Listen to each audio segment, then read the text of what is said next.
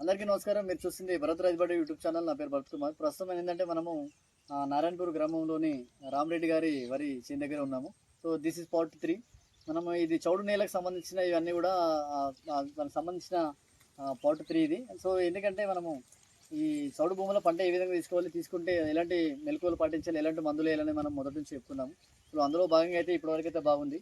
So Rama Reddy గారు ఇప్పటివరకు ఏమేమి చేశారు, ఇప్పటివరకు మన పొలం అయితే కంప్లీట్గా అయ్యింది. ఈయన వంచుతుంది కాబట్టి ఇప్పటివరకు చేసిన మేనేజ్మెంట్ వారి మట్టల్లో వినే ప్రయత్నం చేద్దాం. నమస్కారం సార్.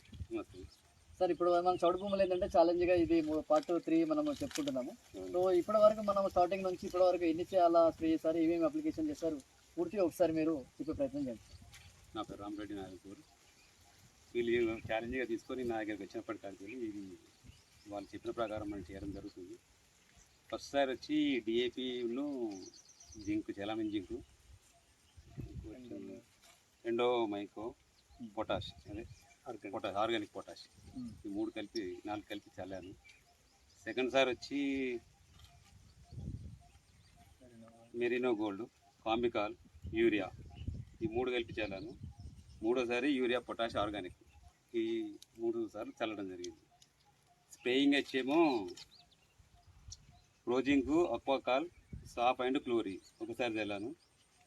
అగ్రిప్రో సెకండ్ సారి, పెట్టిసార్, ప్లాంటోమైసిన్, కోరోజిన్ సెకండ్ సారి చల్లాను స్ప్రేయింగ్.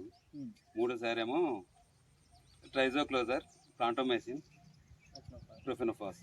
మూడోసారి మెడగిప్పు ప్రాబ్లం ఉంది దానికి. అట్లా వాళ్ళు ఛాలెంజ్గా తీసుకున్న కాడికి వెళ్ళి మాకు అంతకుముందు బాగా పోతుండే, గుంపులుగా వస్తుండే. ఇప్పుడు వాళ్ళ ఛాలెంజ్గా తీసుకున్న కాడికి వెళ్ళి ఈ ప్రకారం చల్లడం తోటి మాకు కొద్దిగా అది బాగా తగ్గింది.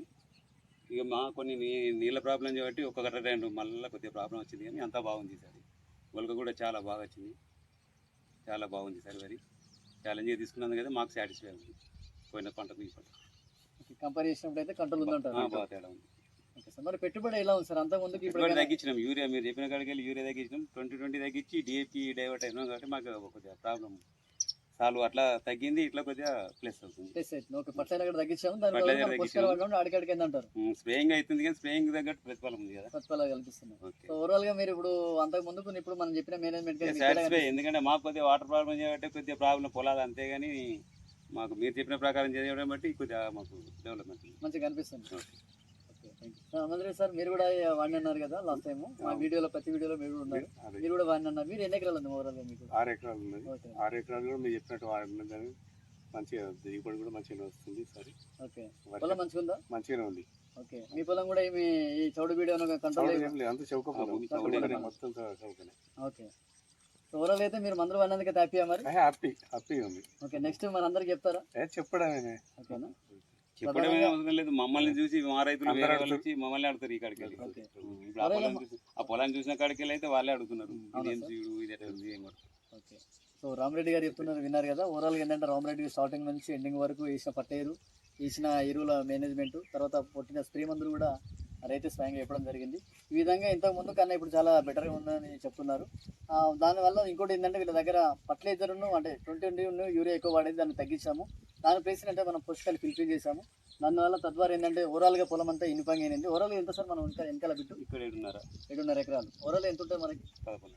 11.5 ఎకరాలు మొత్తం ఉంటుంది సార్ గారికి. అలాగే 7.5 ఎకరాలతో మన స్టిల్లో మనం ఉన్న ప్రాంతం అంతా కూడా చౌడే. దీనిపైన ఒక చిన్న రిజర్వర్ ఉంటుంది అనమాట. దాంతో ఏంటంటే దాంతో ప్రధాన ప్రాబ్లం అని ఉండేది.